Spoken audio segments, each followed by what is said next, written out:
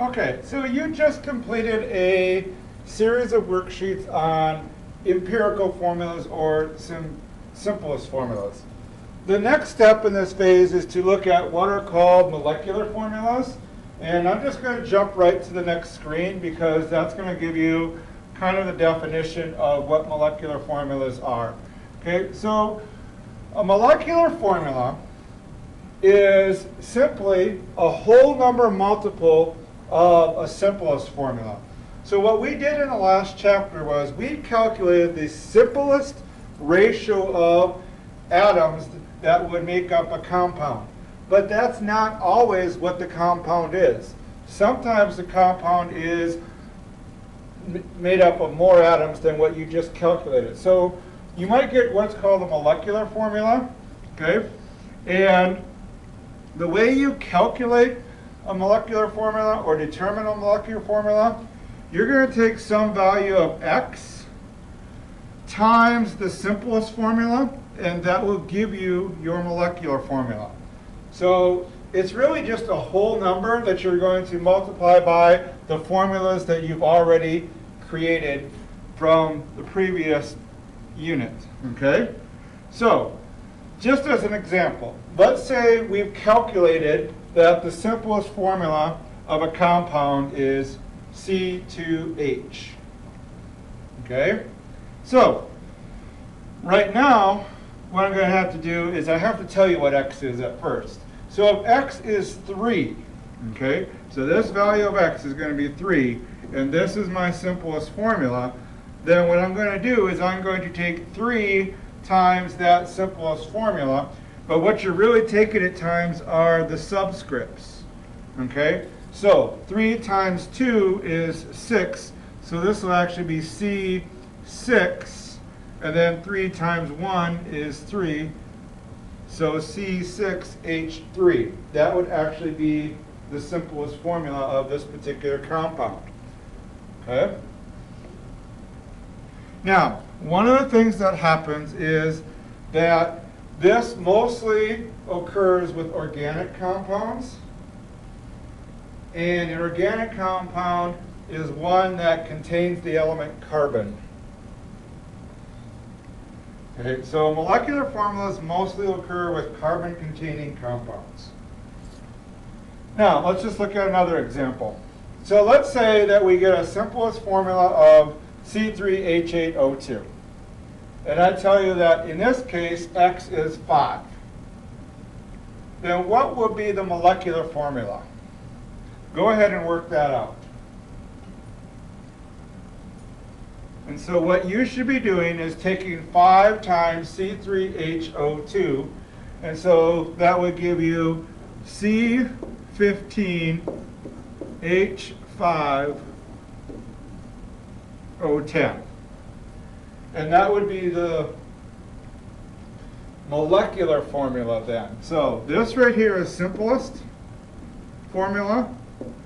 This right here is the molecular formula. Okay, and the molecular again is some whole number multiple.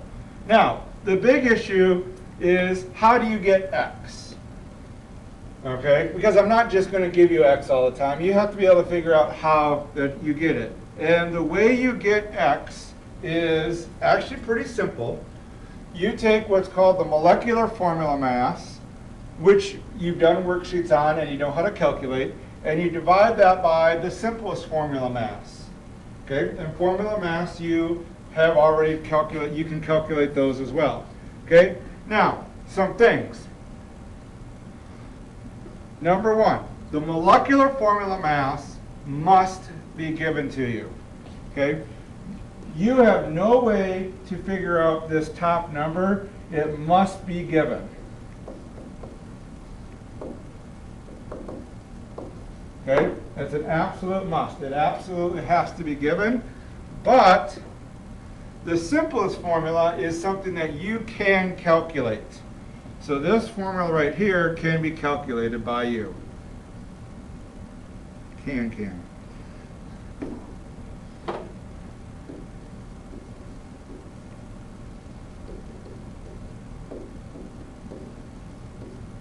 Okay, so there's two things with this. So again, probably the easiest way to do this is just to jump into a couple of examples. So I want to see this example written in your notebook. But it says here the empirical formula of phosphorus and oxygen was found to be P2O5. So P2O5, we already know that that's the simplest formula. But experiments show that this has a molecular mass of 283.89. So the molecular mass is 283.89. Okay? So what I want to do is I want to find out what the molecular formula is. So again, I need to take some x times P2O5. Okay? Well, this is a case where I wasn't given x, so I need to find x. Well, x is the molecular mass divided by the simplest mass. And you see what I just did there? I got rid of the word formula because that gets too much to write. Well, the molecular mass is right there. Okay? So I can put that number into the top part of this equation. How do I find the simplest mass? Well, the simplest mass is going to come from the simplest formula. Okay, so I'm going to have to do a little bit of calculating here in order to determine that. So I have to go to how I calculate the molar mass of compounds. So I go back to the fact that I have phosphorus. I have 2 phosphorus, and each one of those phosphorus is 30.9 grams per mole. And I have oxygen, and I have 5 oxygen. Each of those at 16 grams per mole. Okay, so I have 30 times 2,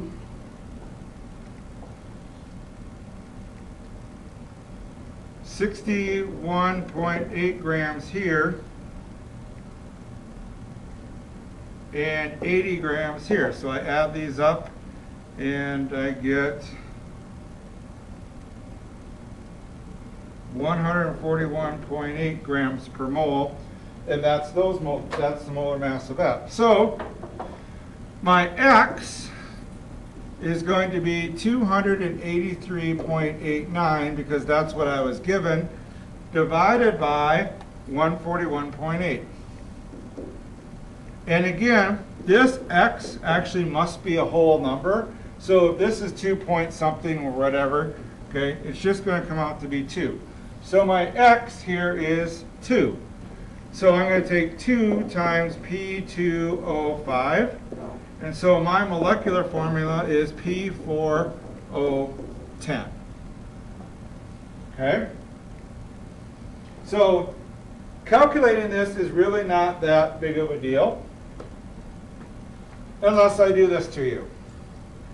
So if you read this example problem, a sample of a compound with a formula mass of 34 grams per mole is found to consist of 0.44 grams of hydrogen and 6.92 grams of oxygen, and I need to find the molecular formula.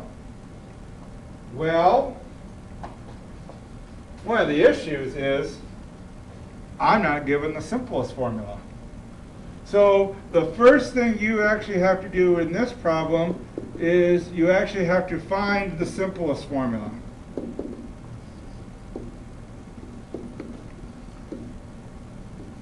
And that's actually everything that we did in the last chapter.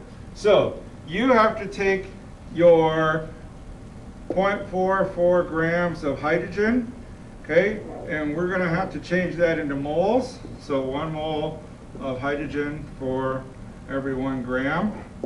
So that works out nice because that's 0.44 moles of hydrogen. Okay. And then I have 6.92 grams of oxygen. There's 1 mole all over 16 grams of oxygen.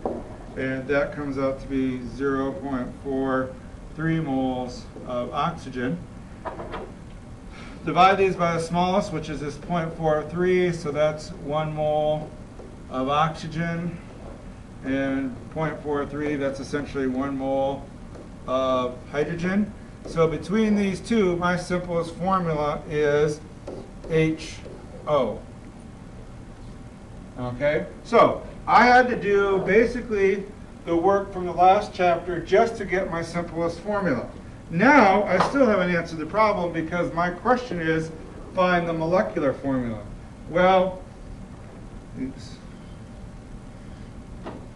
the molecular formula is going to be X times my simplest formula, which is HO.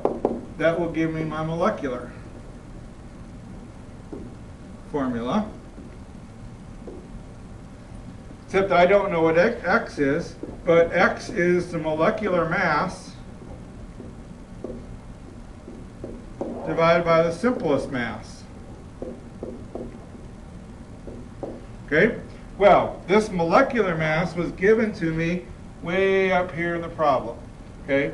This right here, this 34 grams per mole is the molecular mass of the compound. So that's 34 grams per mole. And the simplest mass, well, I have one oxygen and one hydrogen. Oxygen we know is 16, hydrogen is 1, so that's 17 grams per mole.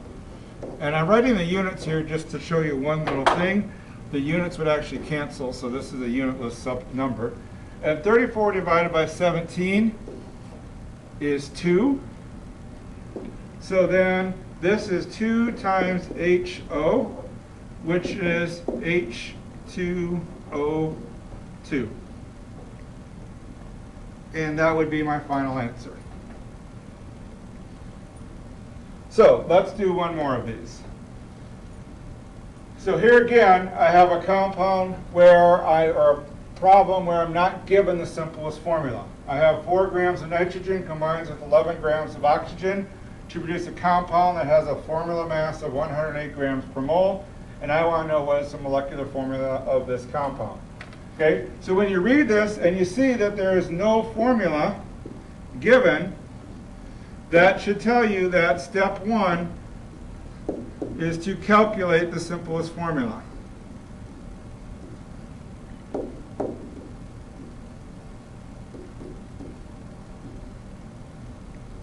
Okay, so whenever I don't have a formula, I have to calculate the simplest one. So, back to the drawing board with this. So 4.04 grams of nitrogen and 11.46 grams of oxygen. Step 2 is to change grams to moles.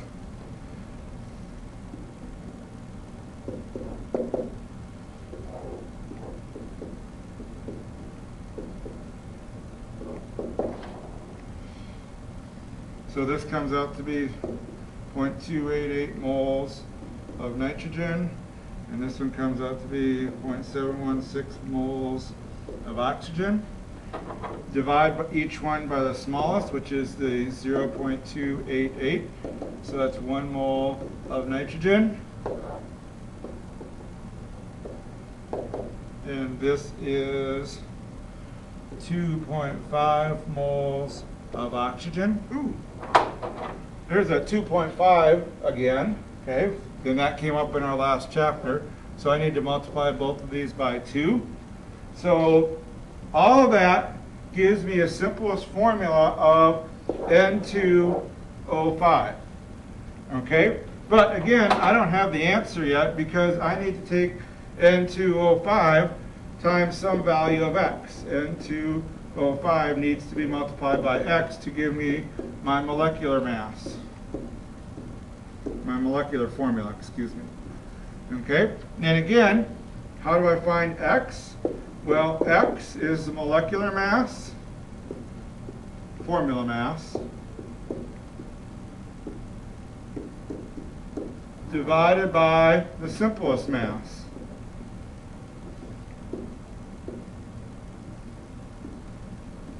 Okay, where do I find the molecular formula mass?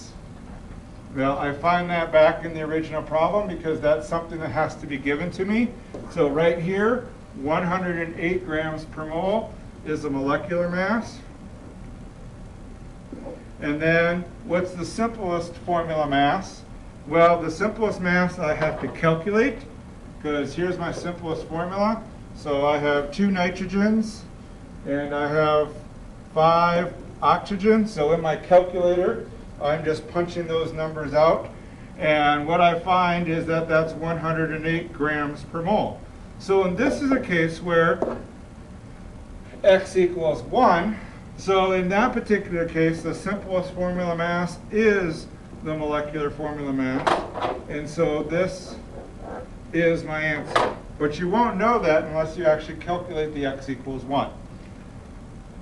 So that's how you calculate these problems. You should be able to now do the molecular mass worksheet. But I do want to show you one thing. Okay? Let's just say, for example, you did a problem and you came up with the following formulas. Okay? As you look at this, could you take this formula and make it any simpler? Now, one of the things I would hope you would look at is, or be able to notice is, well, I have a P2O8 here. Could I simplify that into something? And what you could simplify that into would be a PO4. But that would be 2 of them. And I don't think I should put this 3 here. Oh yeah, I should have. That should have been there. Okay, sorry. That should be there. Okay, so that P2O8 actually is PO4, 2 of them. So this formula would actually be Mg3 PO4 2. Let's look at this formula once. Could you find a way to simplify that formula? And again, what I'm looking at is that S3O12. Does that look like it could be reduced to something similar, or something similar, like SO4? But how many of them are there? Well, that would mean there's 3 of them. Okay? And so this formula would be FeSO4 3.